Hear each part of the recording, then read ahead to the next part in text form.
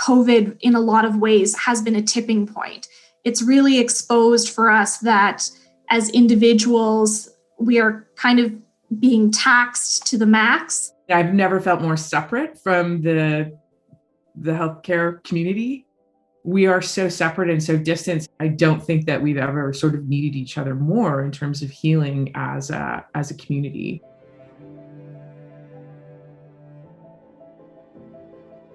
What we're actually doing is allowing the system to continue to take from each of us without ever forcing the conversation about how else can we do this? Is everything that I am doing really necessary for a physician to do? So the culture of medicine is, I think, undergoing a huge upheaval at this time. We're starting to see people demanding more aspects of physician time.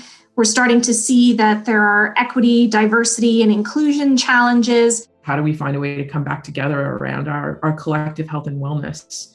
How do we bridge across the inequities as we create something new? I think to be healthy in medicine, when we think about health, we need to look at it as kind of an all-encompassing term. What we need to be looking at more broadly is the health of our social relationships within our workplace environment.